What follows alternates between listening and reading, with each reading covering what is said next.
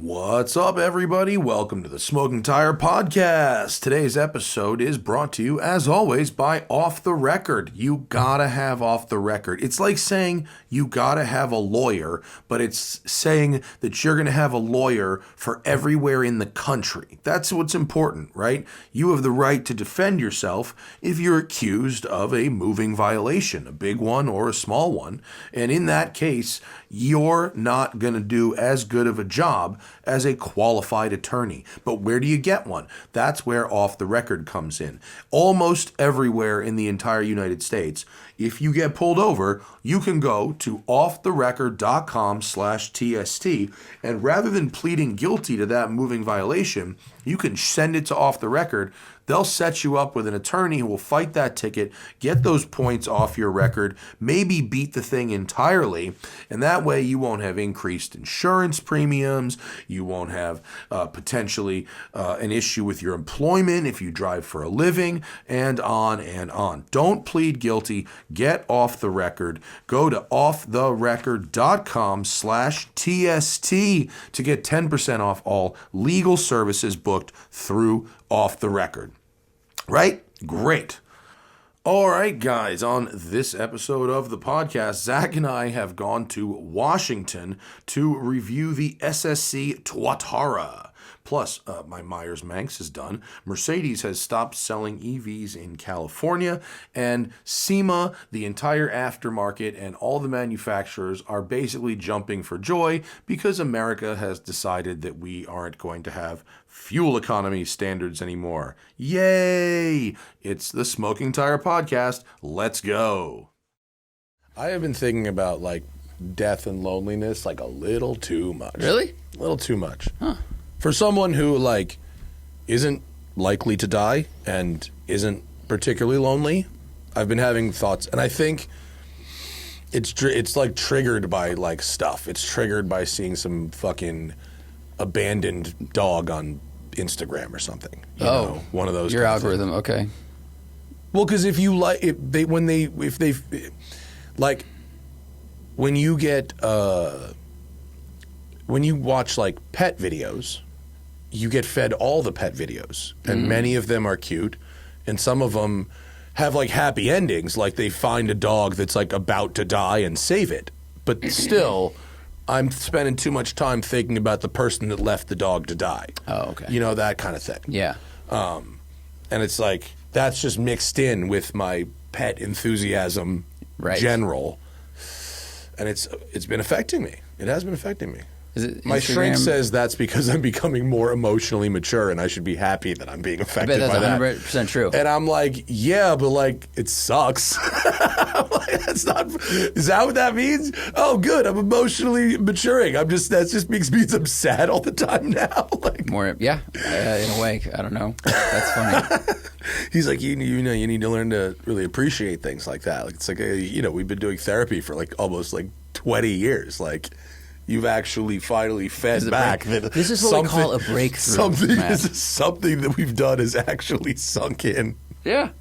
It's like the Seinfeld thing when he's what is this salty discharge when he's feeling emotions?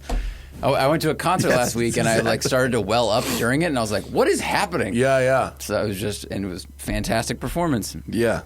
What is this salty discharge? Just good thing we just fucking lefty queered.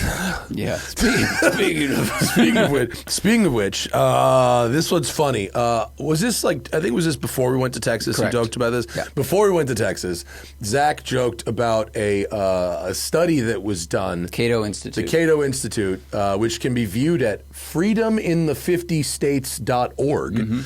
And Texas, and Zach had joked that Texas was, I believe, dead last, 50 out of 50 in personal freedom. Personal freedoms, yeah. Yeah. And, a couple of angry people suggested that we go check our lib selves, and that California was 48th out of 50 in the same freedom study. And I was well, that's odd. Is that right? So we just went back and looked, and it's you have to not saying that we read the chart wrong or that this person read the chart wrong, and I don't remember the exact wording that you used at the time, but I'm pretty sure you did say personal freedom. I think I did, and this person who commented is correct. I had highlighted personal freedom because I was looking at things like, marijuana, like things that they've been banning recently in Texas, and I was like, oh, let's look at the personal freedoms. But to be fair to the commenter, when you go to the economic freedom, then California is 48th and Texas is 6th. But if you look at the economic freedom, if you just stay on that, basically they were saying, but look at this other completely different chart where California is at the bottom. Like, you were looking at one chart, and they were saying, well, you guys, you're selectively because California, you said Texas is last, 50th, but California's 48th. But that's on a different chart. Well, I mean, to be fair to them, I did not mean to imply, like, I wasn't trying to obscure data. Like, I focused on that part of it, and that's what I looked at, but I get where they're coming from. Economic freedom typically implies higher state taxes, building restrictions and stuff. And as you can see, the bottom of the list is New York, Oregon, Washington, and California. Like, those are places that have those things, right? And so, but so if you look at the overall freedom, which I guess chooses to weight everything in a certain way. I don't know how it weights it, but as you see, like, California remains 48th. So my guess is that this study somehow weights economic freedom more harshly than personal freedom, right? I mean, mathematically it must. It has to. Because if California goes from, what was it, 7th? No, sorry. 6th? 11th. Yeah. If it's 11th and 48, if those were evenly weighted, then the middle would be like 27 or something like that. But it stays 48th. So economic freedom is weighted very heavily. This particular study clearly weights economic freedom over personal freedom. My values, I don't know about your values, but my values, and granted, it's as someone who's never really grown up with money struggles in that way, I value personal freedom over economic freedom. I'd rather pay higher taxes, and I'd rather personally deal with I don't have a problem with harsh building codes. As someone who builds, there's problems with the California building code process, but it's not that it's hard to build. That's not like my problem with it. And I prefer personal freedoms where individuals are left alone and not fucking persecuted. You know what they also might be waiting, though, is stuff like business incentives. You know, the film industry has basically left Los Angeles because a lot of other states provide amazing tax breaks or kickbacks like the legal kind, whatever. And California doesn't. Yeah, so I'm California sure stuff like sucks that way. Right. So there's so many industries that it's probably a lot easier to run in other states. Yeah. The tuning industry, car tuning industry, a lot of them are moving out. Oh my God, I saw the story this morning. I wrote it down. One of the stories this morning is like SEMA is having like an Eyes Wide Shut style orgy right now because the fuel economy regulations have been killed. Like we have no more. The image is powerful. We don't have laws anymore. Like, crimes are like legal now. Some of them. Have you seen you watch CoffeeZilla? Occasionally. Great work. I like CoffeeZilla. Have you seen his merch? I ordered a T-shirt. His T-shirts just say "crime is legal." Oh yeah, which is not an endorsement, by the way. That's just like, this is a guy who does deep dives on crypto scams and rug pulls and influencer scams and like just people who take advantage of other people using the digital economy. That's this guy's entire shtick, and his merch. His conclusion is that crime is legal. That's how little these people get in trouble for doing this kind of shit. Yeah. And now fuel economy standards don't exist anymore. Like, that's so crazy. Fuel economy standards brought us hypercars. Well, they brought us direct injection, turbocharging, huge power. Yeah. Dude, when they said you have to make all these cars turbocharged, they all gained 250 horsepower one model year later. Yeah, it's a good point. I mean, sometimes constraints nurture innovation. You know, if something is totally unrestrained, people can be less creative. They just think whatever I'm doing works fine. Yeah. And so it does that. And I understand there's people on the other side who think that some of the requirements were getting too strict. I mean, some of the deadlines set for car companies may have actually been impossible, but I think getting rid of the pendulum hath swung too far. You know? No. I mean, even you and I said the all EV mandate was never going to happen. They were going to get a headline while they could, and they were going to backpedal when they realized it was totally untenable. And that's like a realistic thing to say, even if you think fuel economy standards are probably a good thing to have. And even if, like, I mean, dude, come on. Like, don't you like to fucking breathe? Like, even if you're the kind of person who's going to modify your car in a way that won't pass emissions, even if you are that kind of person, I'm not saying you're a horrible person. I'm just saying, like, even if you're willing to break the rule, do you really want that rule to not exist? Like, you know what I mean? I think for the automakers, you want the automakers to be able to sell the dirty shit to like everybody, right? I mean, look at Volkswagen. They will do whatever the fuck they can get away with, right? And if you tell them they can get away with anything, that's that. Yeah, fucked. That's what industry will do, dude. Even if you like tuning your fucking car. If you're someone who sells tunes, okay, fine, you don't want rules. But if you're just a person and you've got a modified car, you can't possibly think that what you're doing should be legal across the board.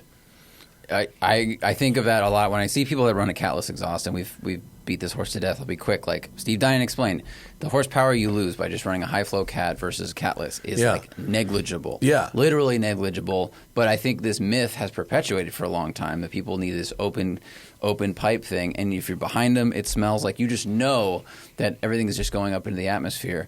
And the pictures from the 70s in many cities and like have shown like you get smog, you get this buildup. And I understand that large industries are contributing a lot more mathematically to all of the greenhouse gas, if you believe in that stuff. If you don't, then you could probably skip this part. But like the city of Los Angeles was choked with shit, a lot of that because of cars, because that was the local source of these emissions. The whole argument against, like the whole argument people use is like, if they want to run any car with like dirty emissions. Look, and I'm not a fucking saint in this regard. I'm not saying I am. But all of our arguments are always like, it's just me. It's not everybody. What if it was everybody? Right. That's very funny. Yeah. What if it was? Yeah, it could now be everybody. Now we're in 1972. Like, you know, like that's what we don't want that nobody wants that. Even the fuck this is like adding lanes. It's like to highway. No, you know, even if you want to drive, like having effective public transport will clear the highways of the people who don't want to drive but have no other choice, leaving the people who do want to drive. Like traffic will be better for you if you give a whole bunch of those people another option that works that isn't a car. You don't need to force people out of their cars. Wait, sorry. How does that relate to the emissions thing? Because all right, wait, I have to back it up. It's just like the understanding of an issue, like it's if it's just wait. I related two things in terms of like the way that groups think about stuff, but now I'm struggling to go back and connect them. Maybe I shouldn't bother. Maybe I should just move on. Okay. I think the point was made. Okay, that's fine. It doesn't happen often, but I did lose myself for a second. I mean, look, my wife's flight was delayed 6 hours. I went to bed at 2:30, so my brain is not running good. But I think it's going to be interesting to see what the car companies do. And, like, you know, they've put a lot of money into this tech. And also, something we've talked about a lot is, you know, the administrations, if they change every 4 years, if you've done a bunch of R&D and you've done a bunch of tooling and stuff, you're going to reverse course totally, and then it changes again. Maybe administrations move faster than the development of a single vehicle. Well put. So, you know, now if this means the catalytic converter manufacturer business goes to zero for 3 years, or 6 if they just extend the terms, like El Salvador, then that might be one thing, but I don't know if they'll start pulling like turbos and direct injection out of engines because all of the factories are designed to make engines like that right now. I mean, look, I don't think that overnight it's going to be, you know, we're not selling cats anymore. That's not what it's going to be. But what you may find is in a fairly short development cycle, the emissions of vehicles become less of a priority, and an independent study may find that while, you know, tailpipe emissions have been dropping starting in mid-2025, they stop dropping. Yeah, maybe. Like, that's what you're going to see. It's not going to be like the whole – it's not going to turn to 1972 by Christmas, you know, but like – bro, fucking, they're going to bring back the Hellcat in like 5 fucking minutes. I was going to say, the TRX is back. Yeah. I think they're going to use what they have in the pantry.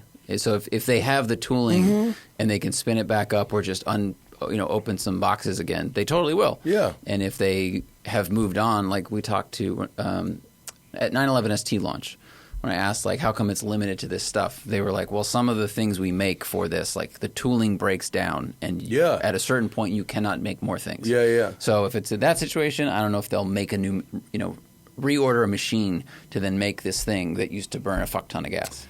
But I mean, they got TRX engines laying around. They're like, open that door. For sure. I can't see how, even as a car enthusiast, you know, stopping the progression of efficiency in cars is a good thing. Yeah, one of our commenters made a good point that unless fuel prices go down significantly, most consumers are not going to be drawn towards inefficient cars because everything's more expensive. Yeah. And inefficient cars tend to be expensive because they have a lot of horsepower and they sell them for more money. So people aren't going to go, oh, I'm going to stretch to buy this thing that burns way more gas than my current car. I mean, I would hope so, but, you know, people in America buy the biggest fucking fastest thing they can afford a lot of the time. But I don't know. I will see. Maybe the free market will sort this out, and consumer preference will be for smaller, more efficient cars. But when has that? The last time that happened was when America was left totally flat-footed by the fuel crisis in the 70s, and people, their small economy cars were total shit boxes, and people were like, maybe I'll try a Honda, maybe I'll try a Toyota, and that bitch ran for 400,000 miles with just tires and oil. Yep. And they were like, oh, shit, and like never went back and called American cars shit boxes for the rest of their lives. And a lot of American cars were shitty back then because they got real lazy. They were so lazy. And that, like the competition, nurtured innovation from the U.S. manufacturer side. But, you know, who's going to do it? Who's going to be the company that comes in and all of a sudden sells this car that people want? The lightweight, fuel-efficient car that people theoretically want. Toyota? Probably. I think them. Still them, not somebody new. Yeah. Yeah, probably. I don't think Chevy's going to do it or something. Yeah. Because if they're going to, they would. I think to sell the lightweight car from a company that doesn't do that, you need a step change in material use or in the features that are included in cars. You know, everyone who buys things wants too many things in there. Yeah. The car has to weigh X, with some exceptions. And just real quick, the national price of gas right now, the average is $3.15 as of today. What's the line look like? Do you have a line, like a graph? Oh, I don't watch the national price because I'm not typically buying gas all over. But okay, wait, hang on. What does that say? Current average, yesterday average, week ago, month ago, year. Okay, so it is. So it's down by 30 cents from a year ago, but it's been inching its way down from 31.78 to 31.51 from a month ago. So down and dropping. Here's a diesel seems like it's up actually. There's a graph. Oh, okay. So yeah, where that graph? This is the 1 year graph. 1 year is back there. Oh, so there was a really big drop. In August 5th of 24. And it basically 45-degree angle down to between August and the end of the year. It really took a steep drop, and then it's been actually climbing a bit since then. Yeah, slower with some peaks and stuff. Yeah. So it's pretty far down from its peaks. But when was the highest there? May of 22. It got up to $5 for the national. Wow, that's pretty high. Yeah. Okay. Speaking of burning a lot of gas, we can talk about either the SSC or Mercedes has abandoning selling EVs in America. They quietly stopped selling electric cars in America. Sorry, who abandoned them? Mercedes. Guys, we got to take a quick break for today's sponsor, Rula. Listen, Rula, this one's about therapy, right? Therapy, mental health therapy, talk therapy is been part of my entire adult life. I've been seeing a therapist since I was in college. I've actually seen 3 different therapists over that 25-year period. And here's what's really interesting for me about therapy. It's really helped out. It's really helped as my emotional intelligence. I feel it's helped me deal with my wife, deal with my parents, deal with stress, deal with everything else that's going on. But as I've had different careers and different employers, whether my health insurance covers mental health care has been totally back and forth, which is crazy. It covers my physical health. Why wouldn't it cover my mental health? And maybe you've found the same thing. Maybe you've not been seeing a mental health professional because of insurance. Well, Rula is here and makes sure that your mental health is covered by insurances, right? Right. So how do you find one? So all you have to do, right, is Rula's partnered with over 100 insurance plans, making the average copay just $15 a session. We're talking about real therapy from licensed professionals at a price that actually makes sense. And you think about it, your insurance benefits should cover this, right? Already. Rula's not just affordable. The experience is tailored around you.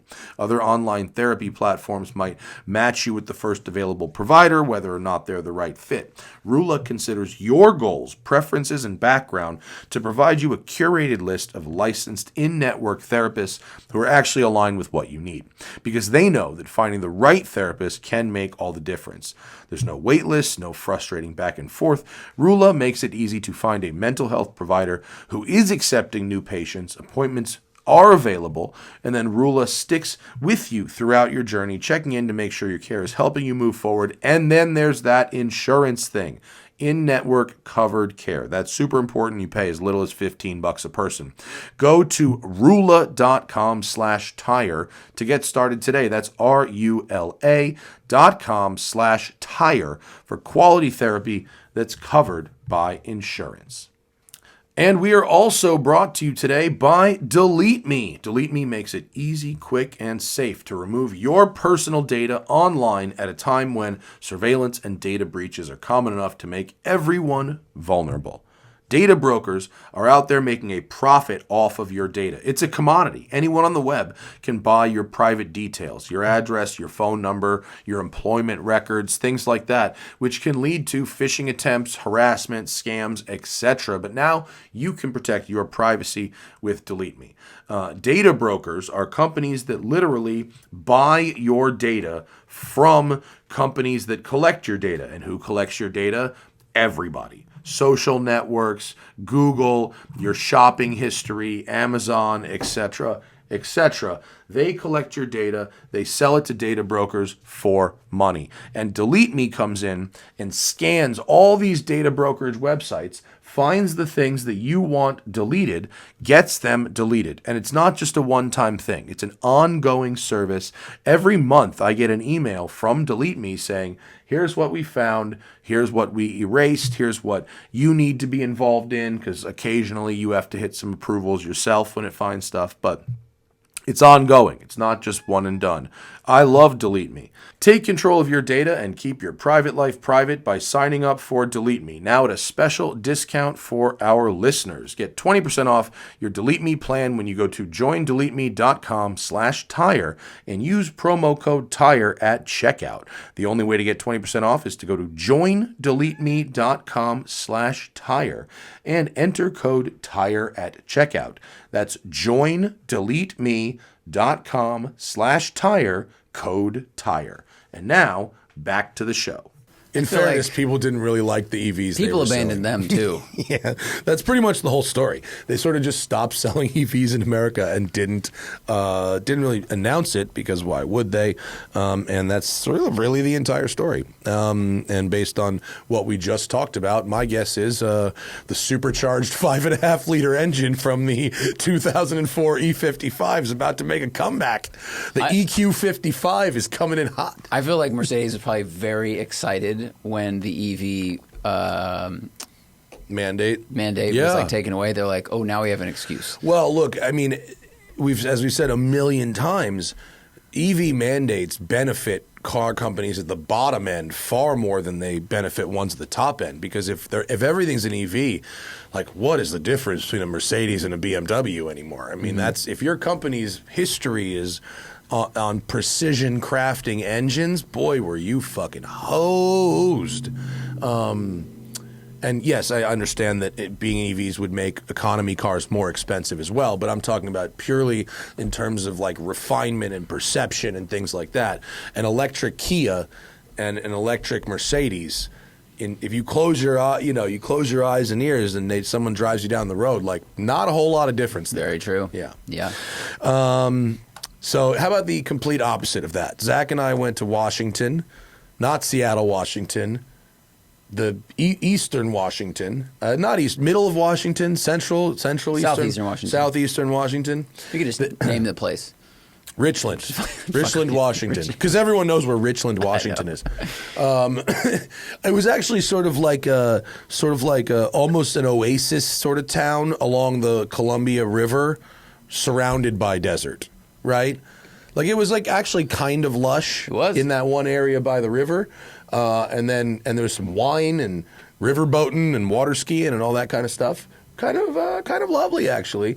And it's excuse me, the home of SSC, Shelby Supercars, unrelated to Carroll Shelby. And you probably know SSC for the reason that they wish you didn't, which is that this is the company that had the fastest car in the world in 2007, beat the Bugatti Veyron with the Ultimate Aero, and then it took 10 years to develop their second car, and then had one of the craziest PR bungles of all time in car history, where they had a video that they claimed to say the car went 330 miles an hour, and someone from their company came on our show to talk about it, to promote it. Turned out to not be true. No one really thinks. No one really thinks it was intentionally a scam. It was just like bad calibration, and then sort of a desire to believe in the instrumentation a little longer than they probably should have. Yeah.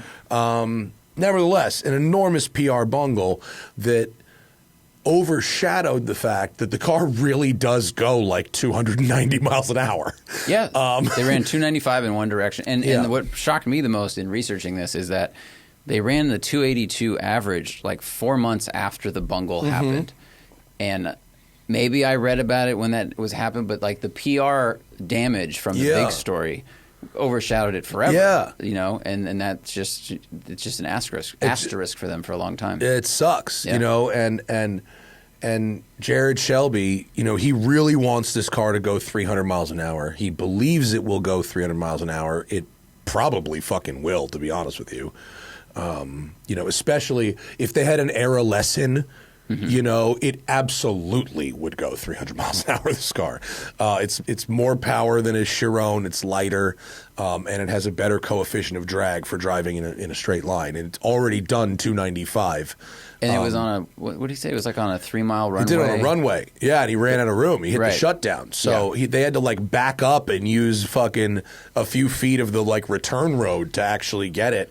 And so if they had a little more room, like, and you know, Zach and I are not here to apologize, just to give some context to the point that we went to Washington to actually drive this thing on the road. So it's a carbon tub hypercar. It's $2.5 million. It's almost entirely built. It is built entirely here in Washington, with almost entirely Washington sourced stuff where they can, and I'm pretty sure it's like over 90% American componentry. I mean, the engine's made Nelson Racing engine. Yeah. All their carbon stuff is made in the Seattle area. There's a lot of aerospace there, but that was very cool to learn. It's not shipped from Italy. Nothing wrong with that, but like Dallara they make carbon fiber for everyone, basically, for like every car. So that was rad. Suspension is like Penske branded. I don't know who makes it. Yeah, so, it's inboard push rod. You know, Penske makes it. Oh, they manufacture it? Okay. Yeah, that's it's like Daytona prototype level kind of stuff.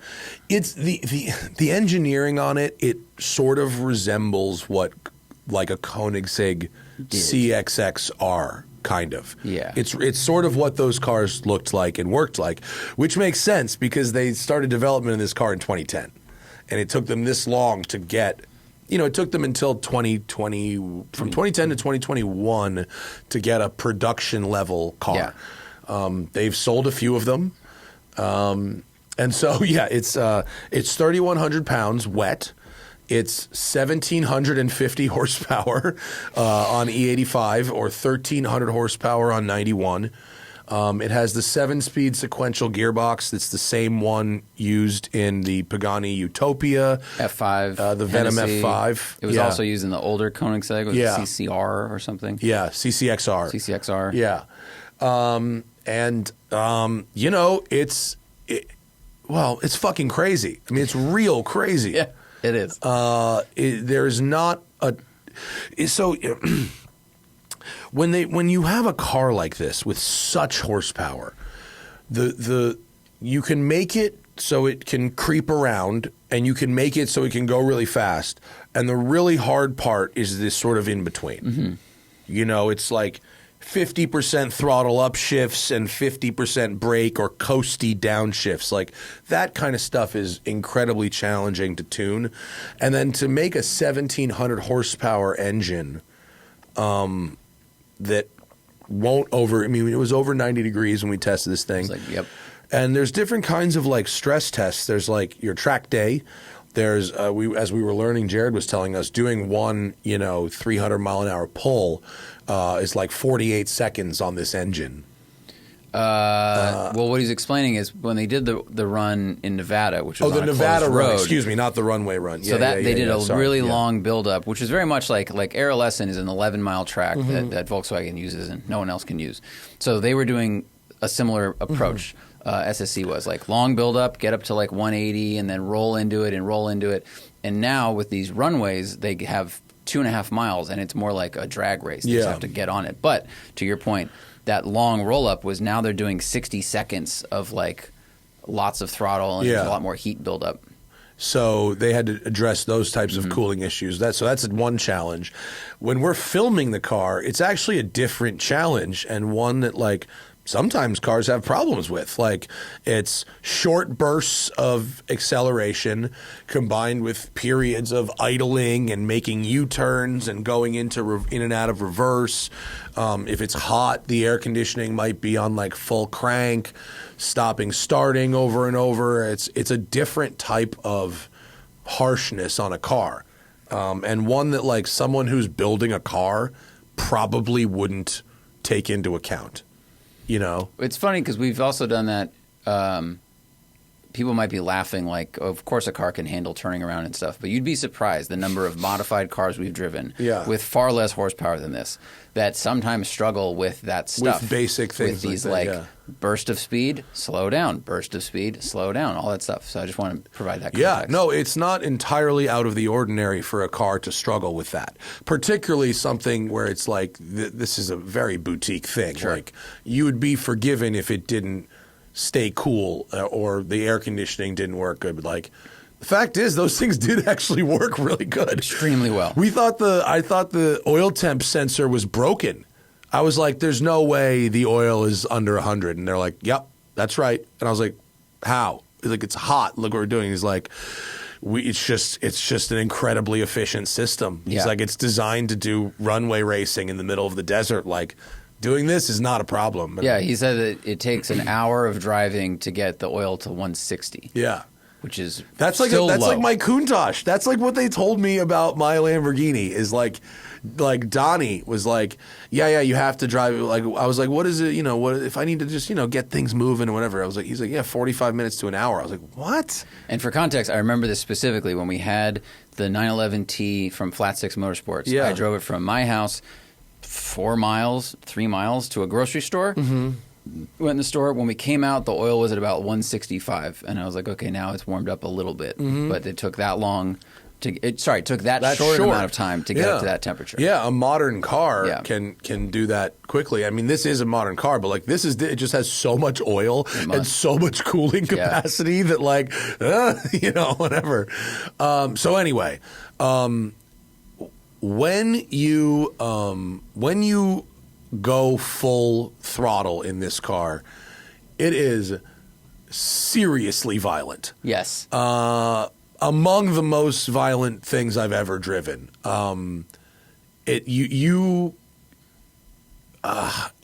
does have traction, which is pretty amazing. It does actually, once you're above second gear, it has boost by gear, but if you're above second gear, it does put the power down like pretty good, actually. It is shocking. Yeah, but like, fucking, if you roll into third and you do a 3-4-5, like you hold the fuck on because what's there is now here, and you are approaching it at a speed you didn't expect. Yes, very true. And the sound is violent. The shifts are violent. It's a single clutch 7-speed. Yeah, it basically power shifts. When you're slowly cruising around, you can say this at the speed I'm saying it. Paddle, clutch open, clutch closed. That's how long it takes to do a shift. Paddle, clutch open, clutch closed. Paddle, clutch open, clutch closed. Which, like, that's shitty. That stinks. But when you're fucking on it and you shift within 1,500 RPMs of the red line, which it's hard to be precise because it's going so fast. Yes. It just slams it as hard as it can, and it's fucking something. Well, there's a very small, not a pitch forward. There's a pause in thrust, of course, because you don't have torque fill. And boy, does this highlight the ability of torque fill in a P1 or something. But there's that little pause, and then when the clutches slam shut, I mean, they slam shut, and all of a sudden, all the power comes rushing out again and just hits you in the back. And in between those two things, like fire comes out. A lot of fire comes out. Every shift, fire comes out. It's really, really, really violent. I would say that is an experts only level car. Yeah. It's not for fucking amateurs. It just, I mean, at $2.5 million, of course it's not for amateurs, but like even by the standards of Pagani, this is like another level of violence. Now it's not, I don't want to say it's unrefined, but like the gearbox really does make it unrefined, but also, if I'm being honest, like the fit and finish, I mean, it's not Pagani. It's $1 million less than a Pagani. And all million of those dollars go into build quality. Like it's not this sort of, it's not an ugly car at all. I think it's pretty cool. I mean, in fact, I think it's generally an attractive car, but the some of the details just are not there. For 7 figures. I agree with you. I agree with you. It's 2/3 of the cost of the Pagani and 2/3 of the cost of a Chiron. And I think you said it very well. Like, there's a certain amount of money that's required to develop hardware that does this. And this is much faster and more powerful than a Pagani, but like that's where the money went. This is literally the Corvette of Paganis. Yeah. Like the actual Corvette is now the Ferrari, the Corvette. Everyone sees what's happening now, right? You took the 4XX series and you value engineered it and made it even faster. That's the Corvette model. Always has been. This is Corvetting a Pagani. Mm-hmm. It's not a bad thing. It is where it is, but like where does that sacrifice come from? Like when we saw the bare tub, the clear coat work on the bare tub was like not fabulous. There was some little pittings, and he said it was after it had been polished. Oh, really? Like some of the areas where like the corner windows match up, like a little bit. I'd be okay with it in a Morgan. I'm not okay with it at $2 million. I agree. There were places where like two panels of carbon met. There's a small gap, and the gap in some places was actually very even. I was impressed. Sorry, if you run your finger along it, the distance between the panels felt even, but if you looked from the side, one was stepped up slightly, by like half a mil or something, which compared to Koenigsegg where they match the weave and all that shit. Yeah, it's just that's where those little touches show up.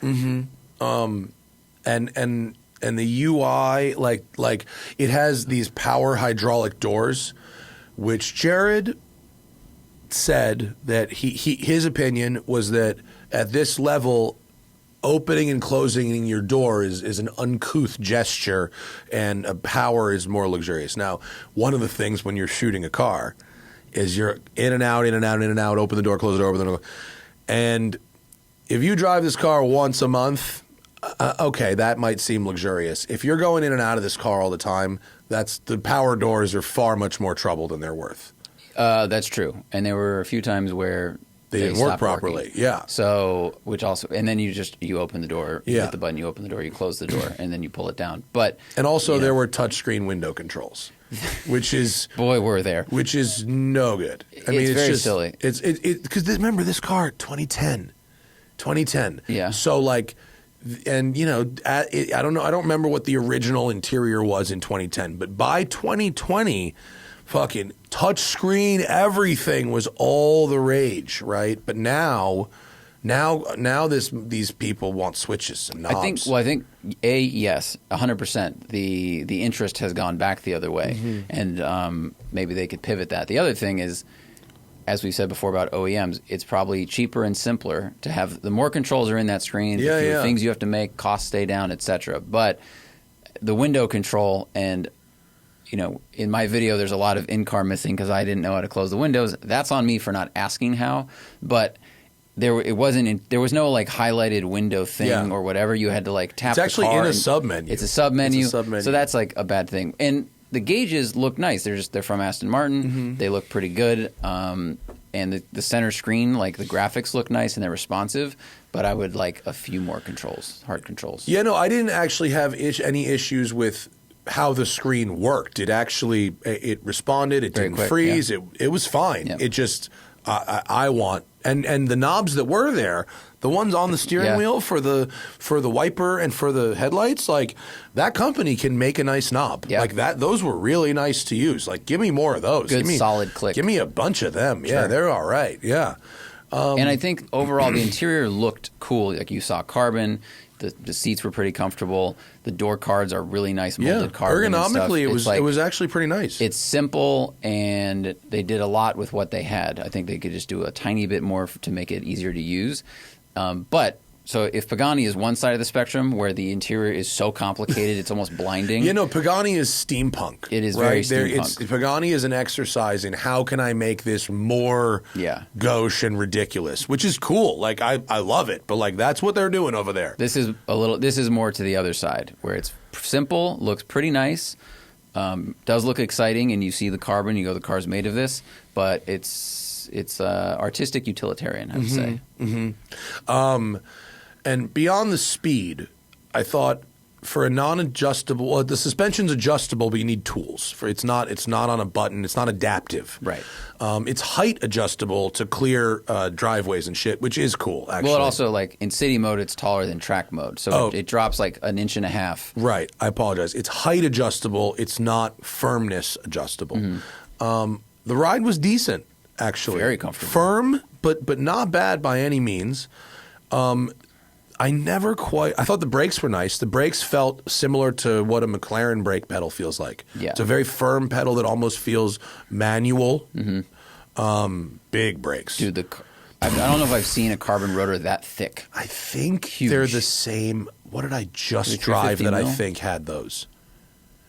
I want to say they're the same ones either on maybe the Panamera Turbo S or the Bentley. It might be the Bentley GT Speed, which is the same as the Urus brakes. They're fucking huge. Yeah, they're the biggest, thickest Brembos that they make.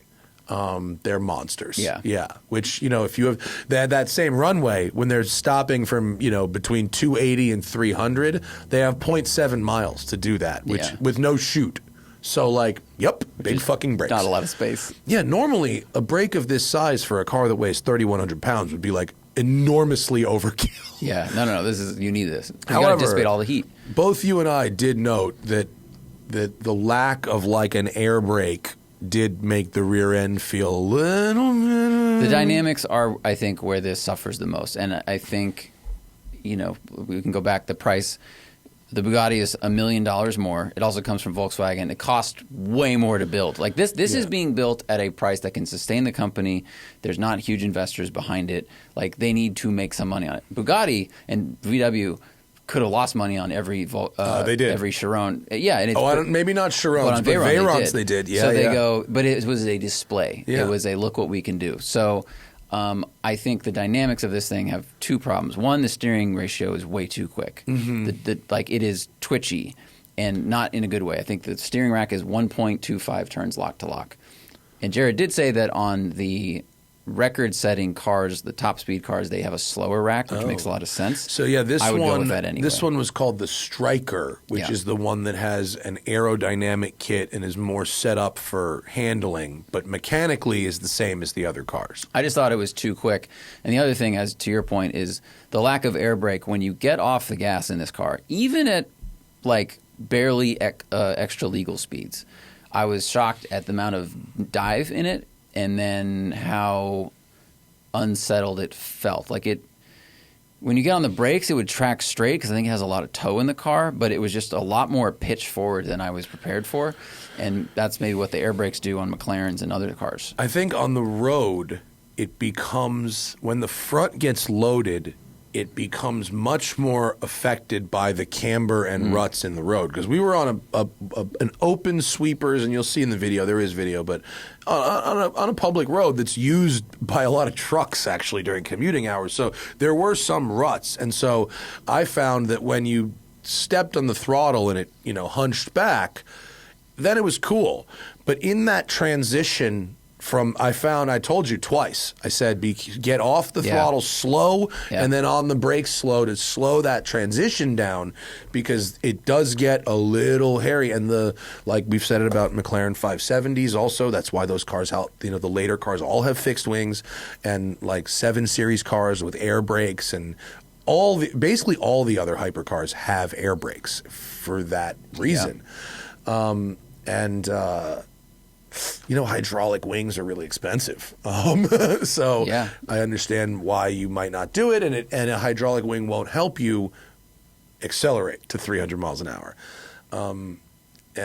But I told this to Jared and to Jason Castriota, and I said it to everybody. I think if I had a full day and a racetrack and one of these and a 750S, I'd be lapping consistently faster all day in the 750S with half the horsepower because of the confidence in the braking and the steering, not because of the power. This would fucking smoke that in a drag race, which I can't believe I'd ever say about a car that will fucking spin the tires in 4th gear. I mean, that's, you're talking about batshit and, hold the fuck on because this is going to really scare you. This feels in a way like the American Veyron not in terms of like interior fit and finish, but the Veyron was a somewhat compromised handling machine. Like it was a pretty big, pretty soft thing.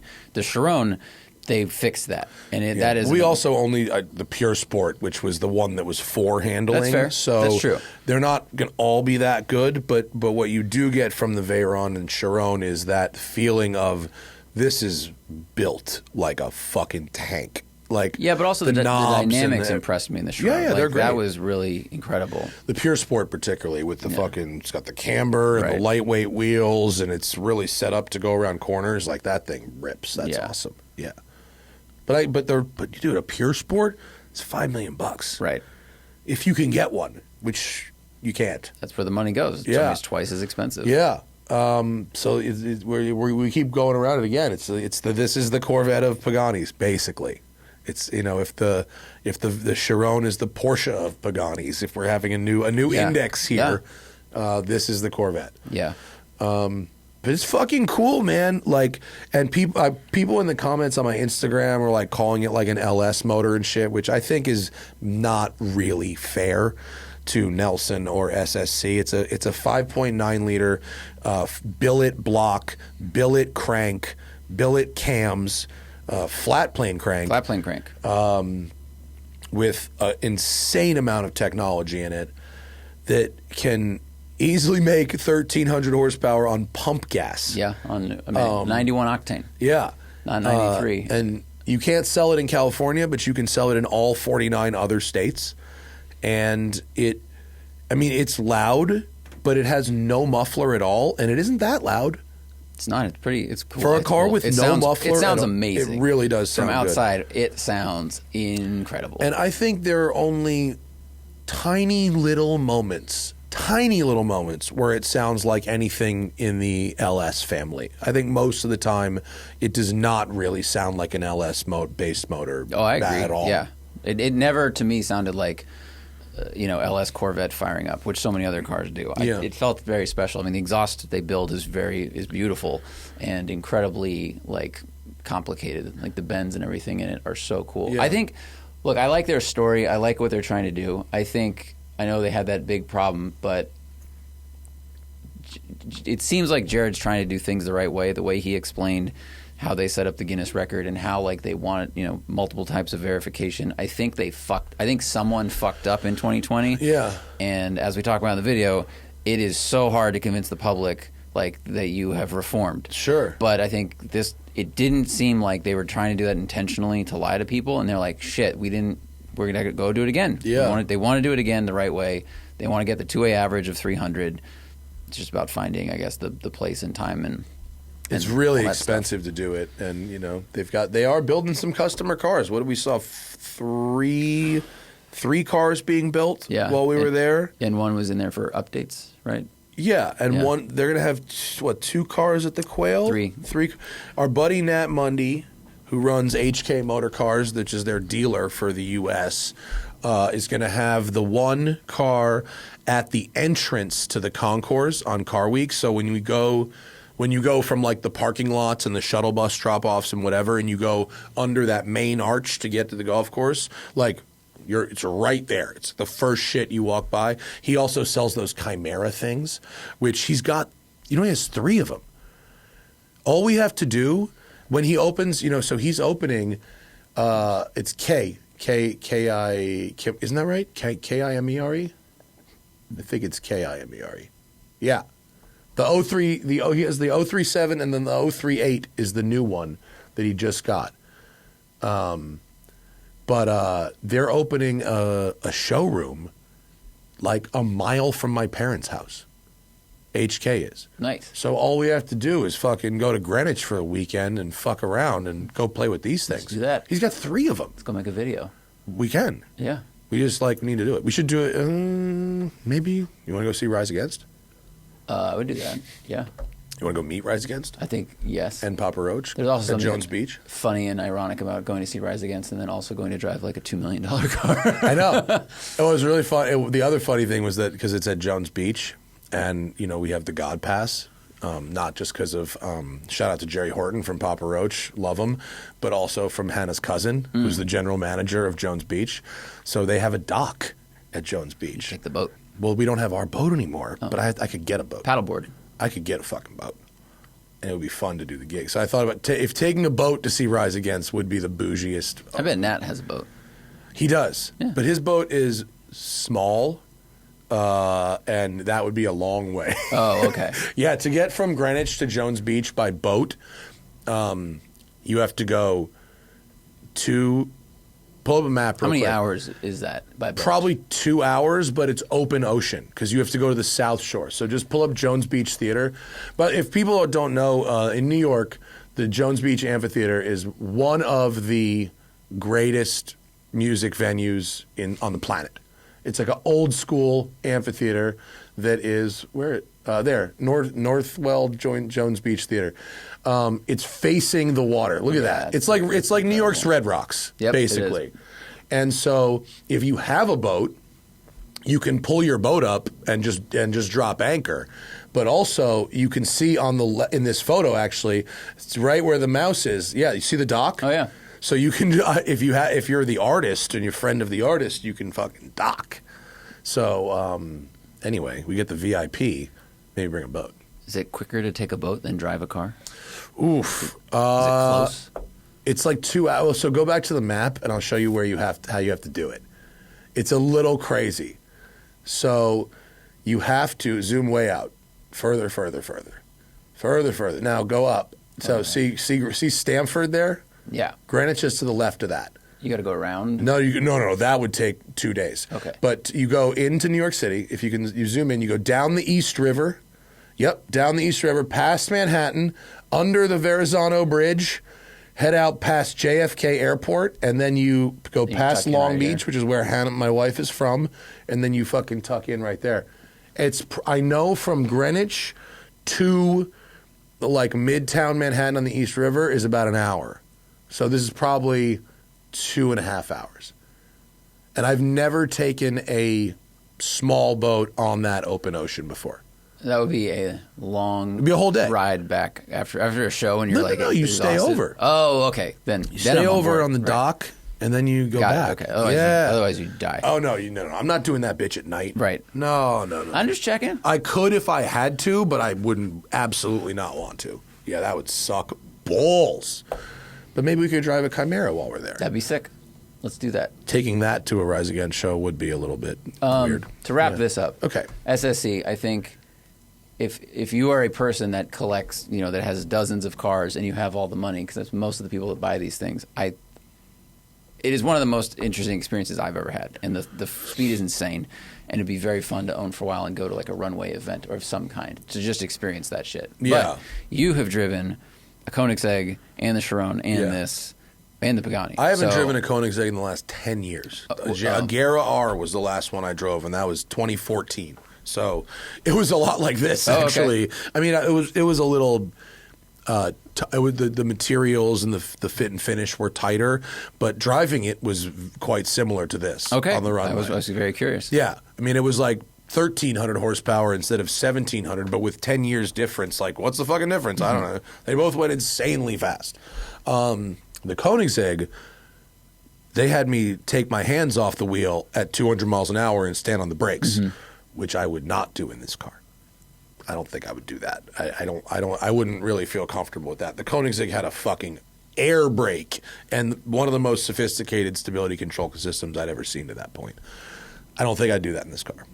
I'm not saying like this isn't like dangerous. Like I don't think it like wants to do something bad, but like you kind of got to look out a little bit. Yeah, but I think that's the Bugatti is like you can kind of hand it to anybody, and if they stay in it too long, momentum is the thing. Sure, yeah. But you can drive around. It feels like an S8 that has 1,500 horsepower, and I think to some people that could get boring because some people like if you're a race car driver, if you like flying interesting aircraft or stuff like there are people that want this. There are people that want to drive, a Caterham with a V8 or an Ariel Atom or something, and that's what this is. Yeah, this is like Psycho Machine. Yeah. Yeah, it is. If a 765 LT isn't enough, this is like the next level of really, really insane acceleration. And I haven't driven an F5. I've asked John a few times to try an F5.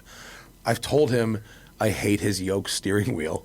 I don't like yoke steering wheels, but like I'd love to try an F5 at some point if I can. Of course. If and when, however. But like it was at the same time better than I thought, you know, but also like I could there's areas where they clearly just don't have the resources to take it to that next level.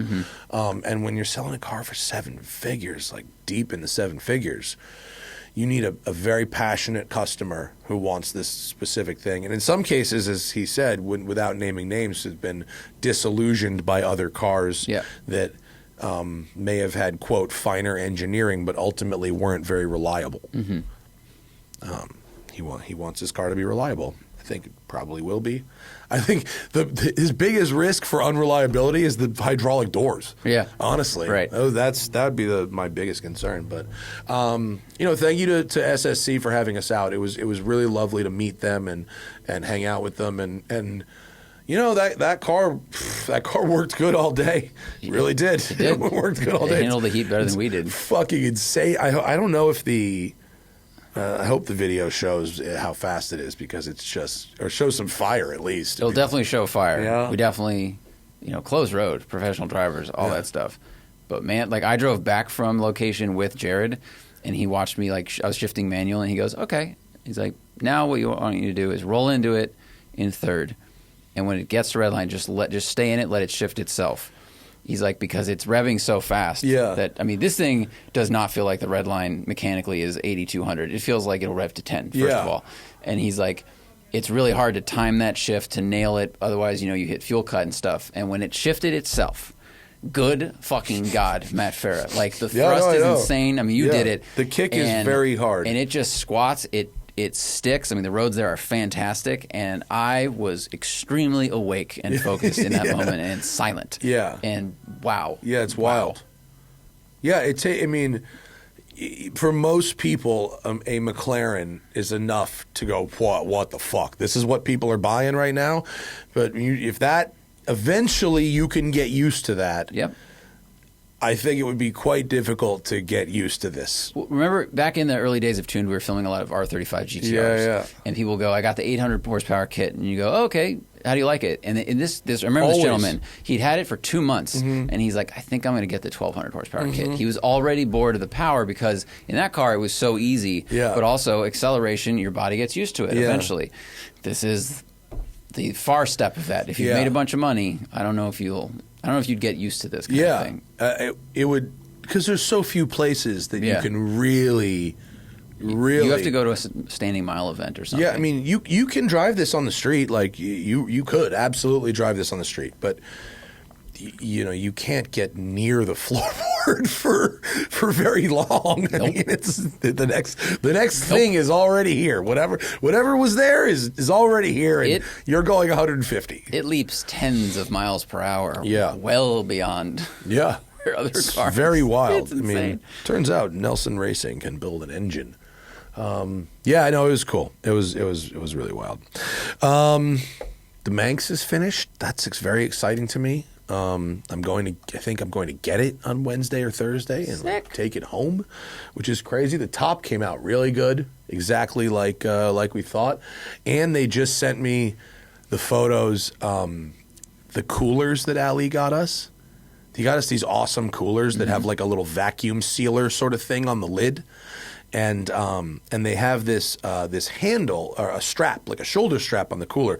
And the cooler is it's aluminum. It's like anodized aluminum, and it has these sort of like ridges in it that really look like the ridges on the inside of the Manx on the ECU and battery cover lid.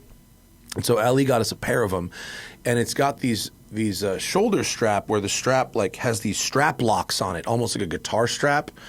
And we took the strap apart, and Brenda made it into tie downs for the cooler. Cool! Right, That's so the cooler's like strapped down on either side of it. I don't have a photo of it yet, but it's like pretty slick. Very nice. Yeah. So we'll be able to. So I can like for the quail, I'm just gonna like load the cooler up. Why? It's all free drinks and food there, but not as good as what I'll have. Okay. I'm gonna be celebrating with some Blantons. Oh, okay. Or maybe we'll have a little craft cocktail. Maybe we'll have maybe that's what we'll do. We could either bring the materials to make a craft cocktail, have like a celebratory cocktail, or I could bring the materials to make shakerados. Shakerados. Right? The coffee line there was large. Yeah. Shakerados would be good. The Koenigsegg had a great coffee stand, which is a weird thing to say, but yeah. Let's make a shakerado. Yeah, that'd be fun. Yeah. Either way. And plus we can have, when we go down to Big Sur on Thursday, we can have the charcutes. But we go to a breakfast place. But we're down there for a while. I'm like, did I forget? We go there to a place that makes great eggs. Yeah, no, we're down there for a while. Right. In a couple hours. You never know. The traffic's bad, and who knows what's going on. That's actually true. Very, very It looks exciting. fantastic. Yeah. It looks fantastic. Got to bring it to King of Hammers. Oh, yeah, that'd be cool. And do you want to do... Can we talk quickly about ZR1 Nürburgring stuff? Sure. The reason, first of all, like, we can celebrate the Chevy ZR1X did 649 at the ring. That's crazy. Super fast. Yeah. Super duper fast. How does that compare to the fastest Porsche? That's where I'm headed. Yeah. And I'm not, and it should be said that the Corvette team that did this, and they also ran the Z06, they did it in the 711. Sorry, okay, so ZR1X did 659. ZR1 did 650, 649, and then Z06 did 711. They did it with, the engineers were driving. Yeah. They weren't pros. These engineers are good drivers. Yeah. They've won like SCCA, a GM performance chassis engineer is a pro. I don't want to fucking hear that shit. I would say they're pro-am. They're close. Yeah. Because Porsche uses Jorg. Sure. Jorg is Jorg. Sure, but the difference between Jorg and a GM chassis engineer is not 20 seconds a lap. It's just not. I agree. It is maybe a couple, maybe. Yeah. But go on. So Jesse Iwuji, he put up a thing on Instagram, and I looked at it, and I went, it had all the times of recent production cars. And what surprised me about it was that the Porsches have run quicker. And some of them have the Manti Performance or Manthey Performance GT2 RS. Way faster. All right, let's just say that's Manthey. Let's give that an asterisk. But when you come up here to like a stock GT2 RS, GT2 RS 647, or a facelifted GT3 992 with Jorg 651, and those have half the power of the ZR1. That's a 500 horsepower car. So that's I saw it, and I'm really not trying to make. I'm not making fun of Corvette. I saw it and I was surprised, and I went, "Wow, is that because the Porsche lends itself to the ring much more than a car with 1,200 horsepower? It can't be deployed as much." I mean, look, Jorg doesn't have the fastest GT car lap. Lars Kern has the fastest GT2 RS Manthey. Lars Kern has quite a few in the top 20 as well. So it's not just Jorg, right? No, that's very true. But isn't Lars also a Lars is a pro. driver? Lars is a pro also. Yeah. But either way, like the cars, these are stock Porsches 911s with half the power that are running quicker times. And I saw that and I was like, why? It's pretty impressive stuff. I'm very impressed. Right. I want an engineer to say, I'm very impressed. Here's why. It would be pretty wild if it was purely Jorg Bergmeister. And if that was the case, I would say I'm incredibly honored to know him as a friend and to have been around a track with him, because holy fuck can that guy drive. Unquestionably. But the GM guys developing this car, they're pro-level racing drivers. At the Nürburgring, I might give them a second or two versus what's really crazy is that the Nürburgring really is a power track. It's a top speed power track, right? High speed, which as demonstrated by how little gain they got from the all-wheel drive X. Very true. Doesn't do much on that track. I bet there'd be a much bigger difference at the Thermal Club pulling out of these hairpins than there are in the Nürburgring. But to that point, the ZR1 has 1,200 horsepower. Yeah, no, it should probably be a lot faster. So I thought it'd be a lot faster. Now maybe the aero kits on the GT3 RS and the 2 RS are just way more effective than what they put on the ZR1. Mm-hmm. Maybe I don't have the downforce numbers in front of me, but I just saw that and I was like, oh, that's very curious. Yeah, I mean, maybe their cornering speeds are really that much higher, which would be wild considering I've driven a Z06 and the cornering speed on that was pretty insane. Yeah, it seems amazing. Yeah. But it is funny that with that much extra power, the times are really in the same kind of ballpark. Mm-hmm. It's not the rewards aren't that huge. Although, what's really surprising is that the Z06 is that far behind a stock GT3. I mean, that's pretty wild. Like that's 670 horsepower, and presumably that's a Z07 package car. You know, ready for the track. Mm-hmm. That's pretty far behind a GT3. I wonder, it'd be cool to see sector times because there are sections of the Nürburgring that really reward power, but there's also a lot of it that's, you know, the downhill tight stuff. Yeah. So maybe in those sectors, the Porsche is a lot quicker and stickier, and then on the big stuff, you know, the Corvette catches up. Yeah. Someone out there will make that cool like 3D graph thing with showing the two cars driving. It is kind of funny how quickly they did beat the GTD, though. That's pretty funny. Yeah, and then Ford, of course, tweeted, they're like, it's on. So well, now you've got this here's cool one for happening. you. I'm pretty sure that we'll have a ZR1 and a GTD at Performance Car of the Year. So you'll get to see a direct comparison on a smaller track. Which track are you guys going to? Thunderhill. Okay. Yeah. Be interesting. Thunderhill. Cool. Should we go to the people for a few minutes? Mm-hmm. Let's go to them, the patrons. We love them over at patreon.com/thesmokingtirepodcast. That's where you ask us questions for the live show. It's where you consume the live show. It's where you get the show before anybody else gets it, the day it's recorded most times. It's where you get the show without ads. It's where you get exclusive access to merch drops and collabs. And it's also where you get to help out your favorite podcast. Let's get to them. Black Sabbath. Great name. That's pretty good.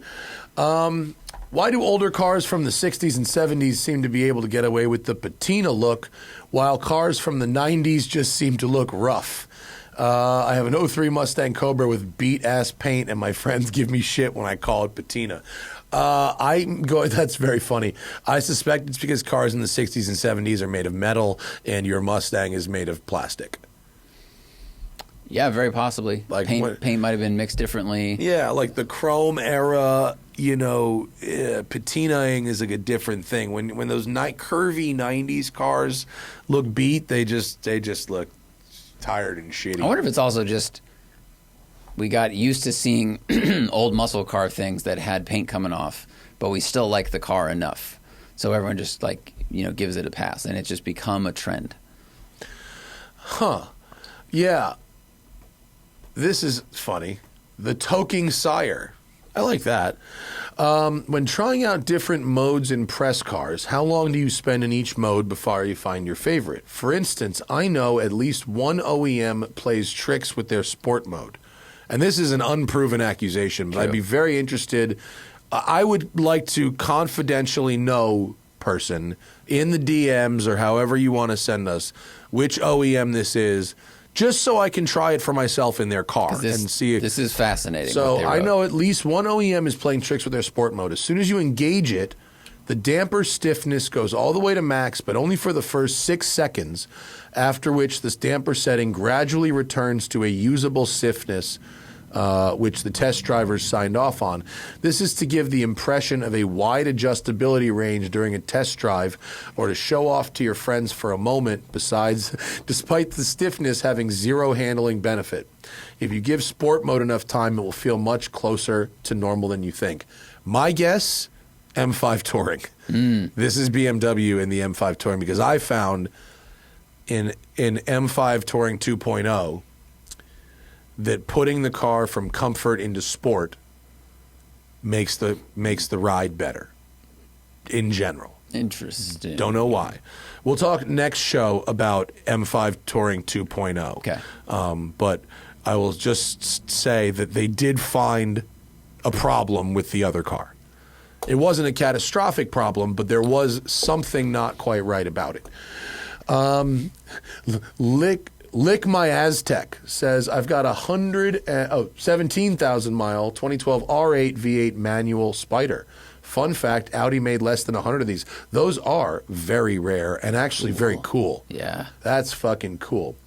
My mag shocks are starting to leak, and I can go coilovers or get remanufactured Audi shocks from shops from a reputable shop in Poland. Costs are about the same.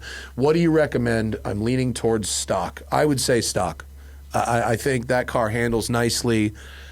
I think in terms of, you're talking about rarity, maybe you care about resale value. If you liked how the car rode, go back to stock. You'll get most of that. You'll get more of your money back from that service than if you did a coilover. Yeah, I agree.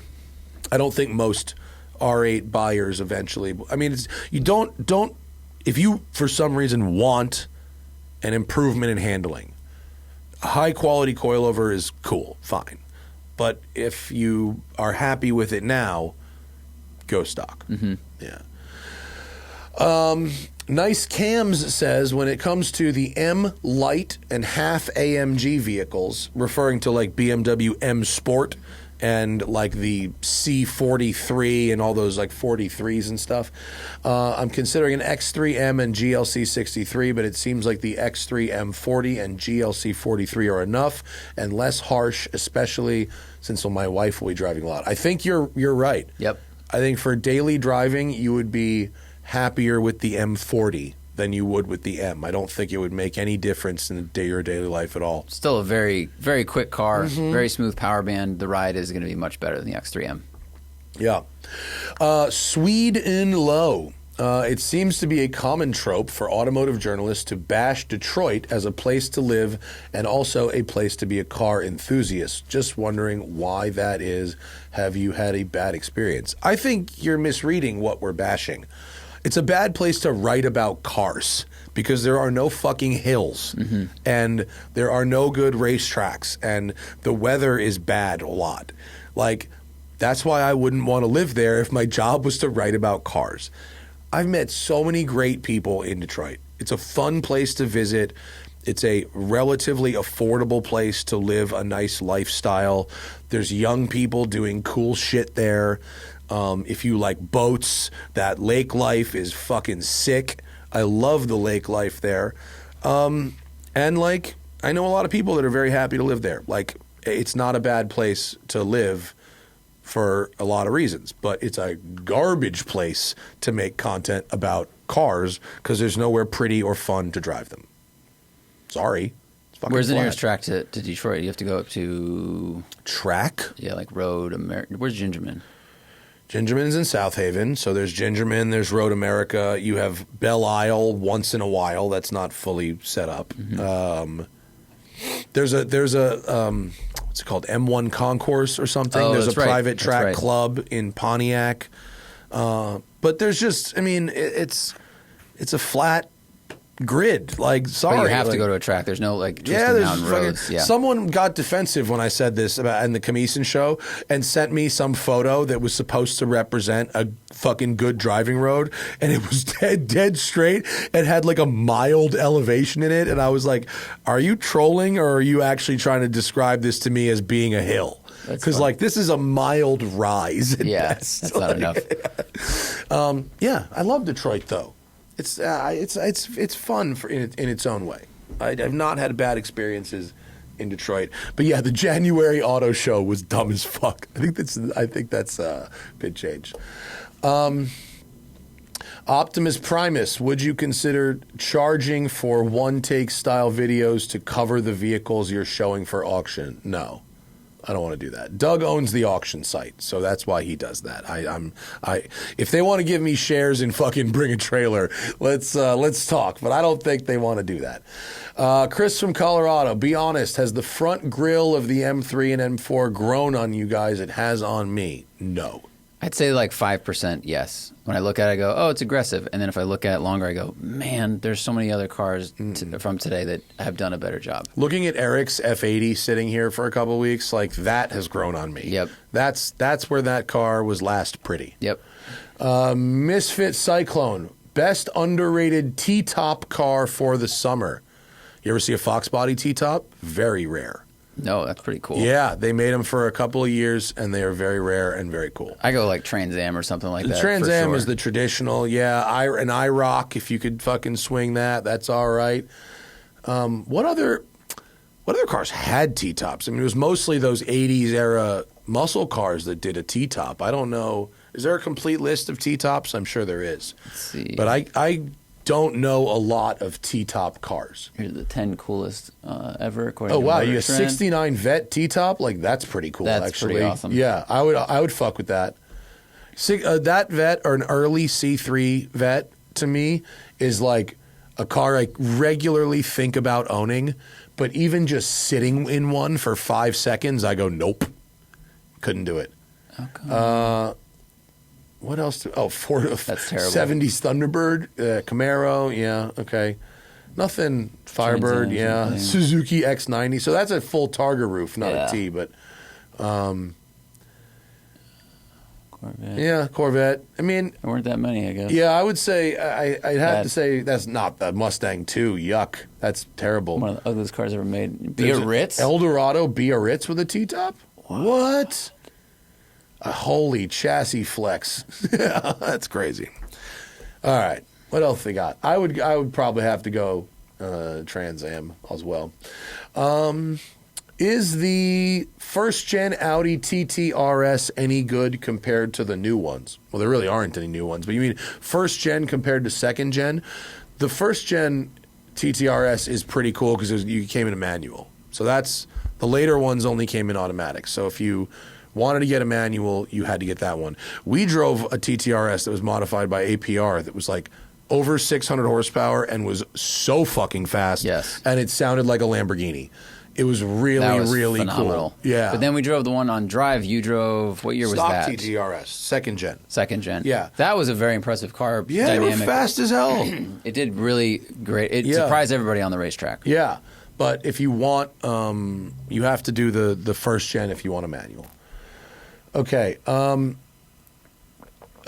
am Dr. Remulak says, I've had 3 Rolexes, current one's a GMT, and they all run slow, maybe 5 minutes over a couple of days. Have you ever had that problem? This is going to sound very douchey, but I don't really wear any one watch long enough to notice problems that don't pop up in like 2 days. I've all watches should be like, might be like a few seconds a day, but and I don't know the exact specs for what Rolexes should be, but I'm sorry, I don't have the answer. No, Michael, no. With car companies fixing things that aren't broken, I'm looking at you, Digital Dipstick. What feature do you wish caught on that didn't? What feature caught on? What didn't catch on? I mean, the idea of a clutchless manual lever is awesome, and a couple of people, different companies tried that, and it didn't go anywhere. Koenigsegg's magical transmission. That'd be great if that was everywhere. Yeah. What feature do I wish? I mean, I really like the Ioniq 5 and the EV with gears. I think they did a cool job, and I think if more cars had that, it'd be fun. Yeah, still time on that one. Bub Rub and the Whistle Tips. They go woo woo. I've never heard you mention a Subaru EV a single time on the podcast. Have you driven a Solterra? I have a very good friend that is a very high level executive at a Subaru dealer, and got a Solterra as his demo car. And when I tell you the texts that I get about how fucking much he hates this thing. Really? Yeah. I would not look to Subaru selling a rebadged Toyota EV as a win for them. I would not be buying Subarus with those Subarus. The snozberries taste like snozberries. That's a larger question. That's a larger question. Some of these are not ones you can just answer on the fly. I don't know what. Frozen Dingleberry Metallic says, do you know of any watchmakers who sell legit modded Seikos? From what I've heard, a lot of the Instagram Seiko mod companies use fake parts. Well, they're using aftermarket parts. I'm not sure, I've seen there are Seiko modders who build complete watches from aftermarket parts, if that's what you mean, but normally you would know what you're getting. I have that watch, that Black Pearl watch it's not based on any Seiko. It has a Seiko movement in it, but everything, it's a complete aftermarket part thing. But I don't know if he's mean there's some Instagram company that's selling a watch with a Seiko movement that doesn't have one, or is selling a watch that's advertised as having a genuine Seiko case and doesn't have one. I've never seen that, but I don't know, I wouldn't do that. I mean, if you want to make sure it's real, buy a Seiko and then buy the parts that you want modded, and then go to a local independent watch store and go, put these hands and this bezel and this crystal on this watch, and now you know it's real. I mean, if that's really a concern. A second Jay-Z has hit the Supra. That's so funny. That's really funny. Yeah. Given how bad the M5 Touring's ride is already, how much worse will the M5 CS be? Probably a lot worse, but maybe better. Maybe actually. better. Could because be better. With the M2, it went M2 good, soft, M2 comp too stiff, M2 CS great. Rye Country Night School, shout out to him. Did you see the Seiko Datsun watch collab? I did. Don't care about it. I'm not old enough to give a shit about Datsuns. Timmy, what would you rather have as a luxury winter ski truck? Rivian R1T Quad or Porsche Cayenne Turbo? Between those two, R1T Quad. As long as I don't have to drive too far. It would, I mean, it would depend on two things. One, do you have a ski home where you can keep that thing plugged in, and two, what if it needs something? Where is your house relative to what you'd have to do with a Rivian to get it fixed? Sure. I was imagining a vacuum land where I live in the ski town, the drive to the mountain isn't too far, charging, etc. From a pure driving perspective, having the Cayenne Turbo, I don't need the turbo. I'd go Cayenne. That'd be fine with a lift kit and something. But I think the R1T Quad would be also over more than I need. You don't need either one. Yeah, you don't need the quad. I do R1T. Yeah, as long as you knew how you'd get it serviced and or fixed, and that didn't. That's what, when I went to the Yellowstone Club, these people are all billionaires. And you know what I just saw? Tahoes. Fucking Tahoes as far as the eye could see. All Tahoes. Everybody's in a Tahoe. Multi-billionaires just rolling Tahoes. Sam let me borrow his old Range Rover, just because that's what he has there, just like a fucking 10-year-old Range Rover, and that was the only Range Rover I saw, and I saw no EVs up there. But that's because the nearest dealership is a Chevy dealership. It's just right? I mean, it's just because that's what's easy for them, they because they're in the middle of nowhere. Right. So if your ski house is in the middle of nowhere, that could be problematic. Just get something basic. In that case, I wouldn't have either one of these options because I don't want to find a Porsche shop either. For sure. Yeah. Winona's Big Brown Diesel Manual Wagon Beater. Is this just one person coming up with all these Primus names? I think it's the same person. Is it Les Claypool actually a fan? That would be awesome. We need to. I mean, here's the thing. What car? Oh, it's a hypothetical. Car, if you drove a car I thought this was a country, real recommendation. No. What would you have to drive across the country in order to get the most people putting pictures of your car on Instagram? That's the question. I think the Wienermobile. I think too many people have seen Wienermobiles. I think like what's his that dude, that fucking funny redneck guy, West, the guy. He's almost like a Whistling Diesel. Okay. He's in that kind of a way, but he never pivoted to lighting Ferraris on fire. He stayed straight line redneck. He just did a build where he flipped the body around 180 on a truck and is just driving that bitch around like backwards and getting pulled over. Oh, that's pretty funny. That would probably do it, yeah. Yeah, a truck that looks like it's going backwards. Oh, like what's his face? The backup pickup, like the Galpin Bo backup Bachmann pickup. owns it. Yeah, It's the one car he imagine said I that, but couldn't like a drive. street car. Yeah. Yeah, That would work. Yeah. German Shepherd Transport E39.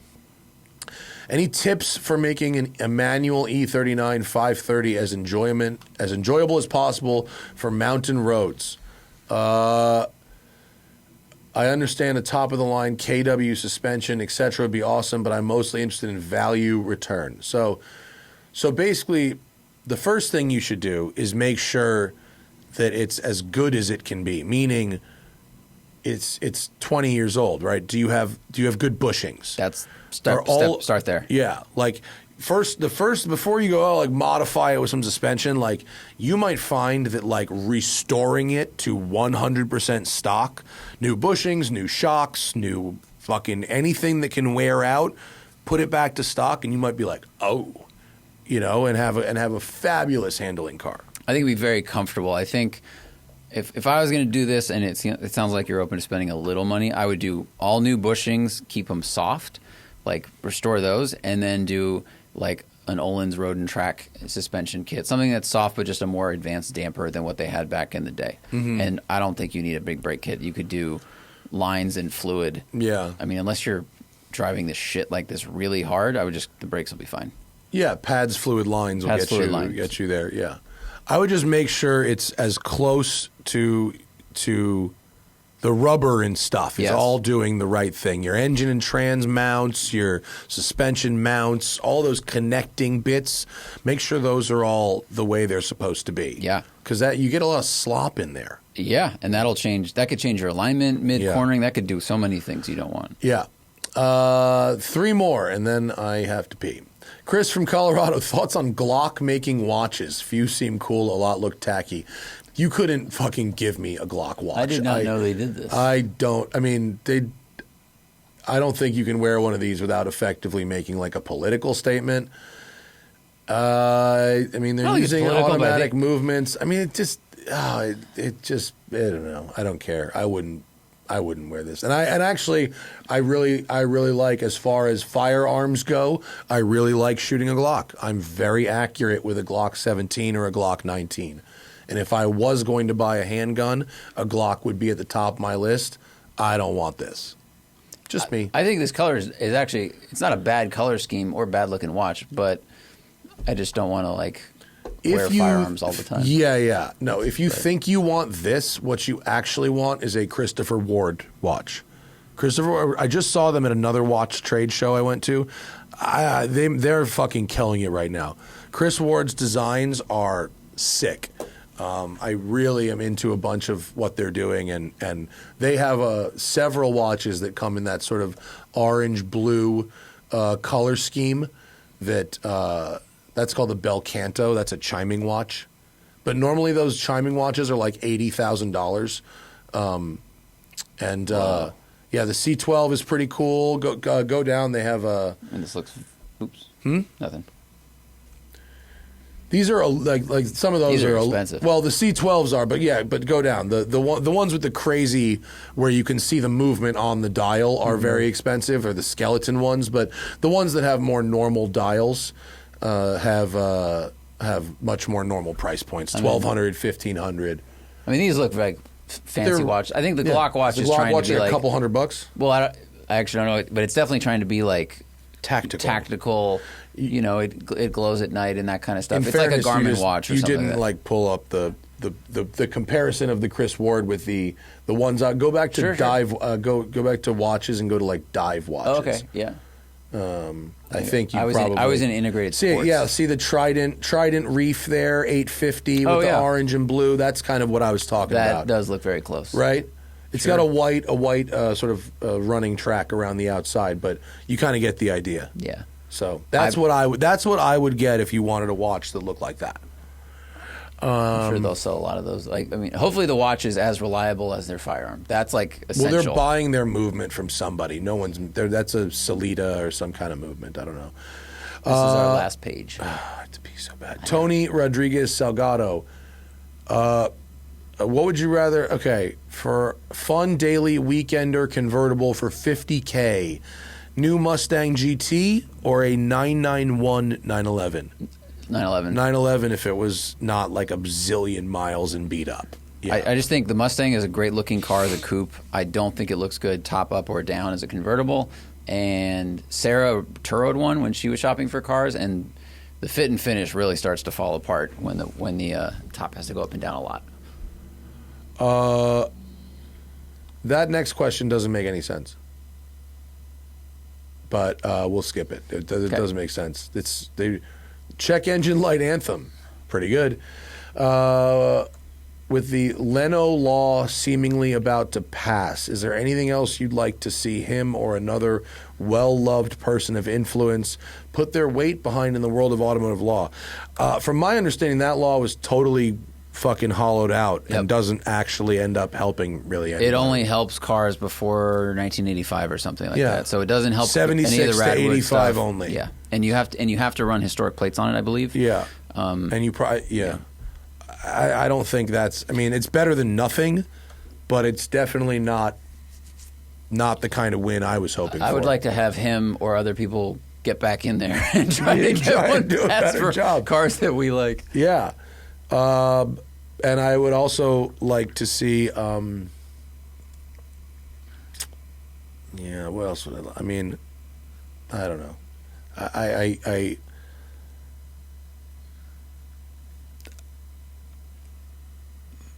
I'd love to fucking not have them gut cafe. That's what I'd actually. I would like to have fuel economy standards that fucking march towards a zero emissions future, even if it's not realistic to get there in 10 years. That's what I would like to have.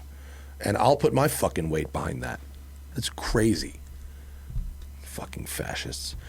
Hoopty157 says, what car item collab would you like to see if the quality of the product was in line with the quality of the car? Example, Lexus cooking knives with Japanese steel. Car item collab where the quality would have to be there. I'd like to see a Ferrari power drill where it was powered by a tiny little Ferrari V8. That's a cool idea. Yeah, that's a fun idea. That would be really fun. You know what would be rad? Probably impossible. Whatever, Dreamland. Like a Damascus steel wheel. Mm-hmm. Like if it was a two-piece and the spokes were actually hand-hammered Damascus steel, it'd probably take 18 years to make. I would very much like to rip a Porsche tube. A bong. What? Like Porsche makes that hookah, the Porsche design hookah. Yeah. That you can smoke weed out of, but it's not optimized for that. It's optimized for shisha. Yeah. You can smoke weed out of it and should, in fact. And why else would you buy a Porsche design bong? But I'd like to see the Germans re-engineer a dot 2. Bong dot 2. See what they can really do. Yes, it's designed for the optimum THC delivery to the dome. I feel like we get enough THC. I feel like the weed has enough THC. No, we do. Yeah. I just want to see what Porsche can do. Gotcha. Yeah. Okay. They improved the intake of the THC by 27%. Maybe they'd get rid of more of the carbon that you ingest when smoking it. Yeah.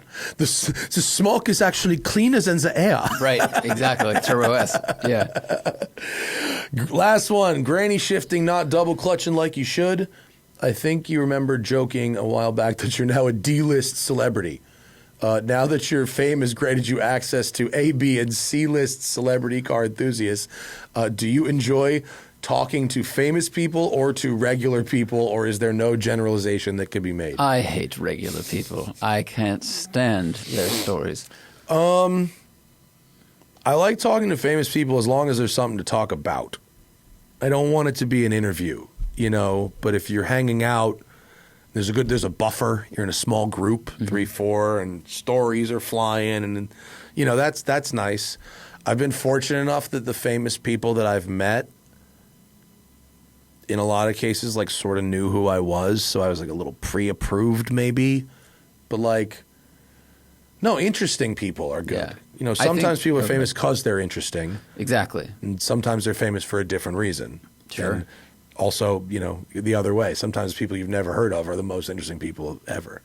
I think a lot of the interesting people or famous people like that and I know sort of are like, if they're comedians, they're famous for talking. Yeah. So they're good storytellers, and there's like they love banter. They like doing bits and joking around, and so that makes it interesting. But if someone could be the most famous guitar player in the world, and if they are just super focused on that, right, and like I'm not a musician, we might not actually have a lot to talk about. Yeah. And so there could be this weird thing. So I don't care that they're famous, because there needs to be a vibe and we need to get along. That's well, and really also important. like fame is really relative sometimes. Like, dude, Zach hangs out with these people, like your Burning Man friends, who they're nerd famous. They're nerd say. famous, Yeah. but like the vast majority of the universe probably couldn't pick these people out of a crowd, and most people that are in tune with pop culture have also never fucking heard of these people. Correct. But you showed me they're on an arena tour right now. They're selling out arenas to play Dungeons and Dragons. Okay, so like, in the arena, these are fucking. This is Keith Richards. It blows my mind. But like, have you hung out with them anywhere but Burning Man? Of course. Mostly invisible, right?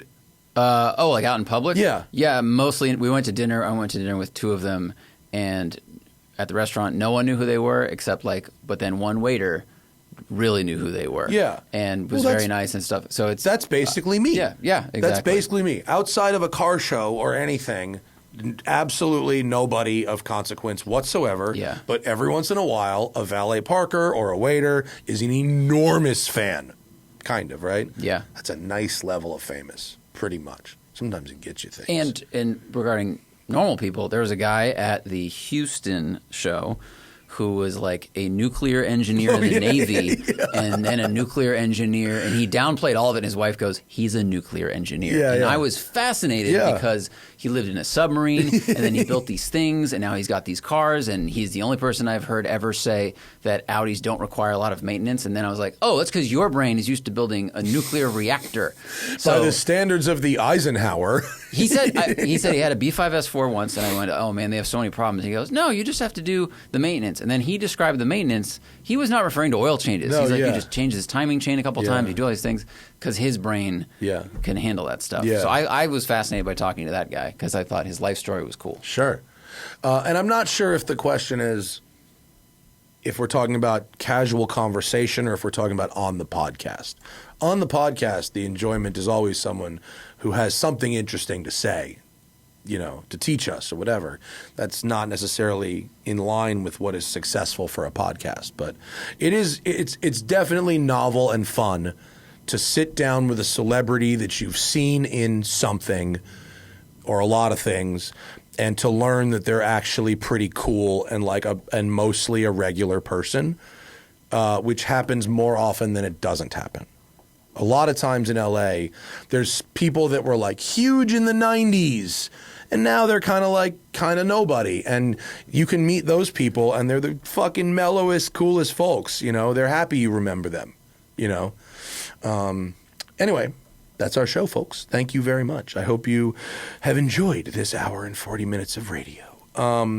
Anything to add, Zach? Mm-mm. We'll be back next time. We'll talk about the M5.2, M5 Review.2. And this G-Wagon thing from Arcade that I'm driving over the weekend, sort of a resto moddy G-Wagon thing from the 80s from like Russia or something. Yeah.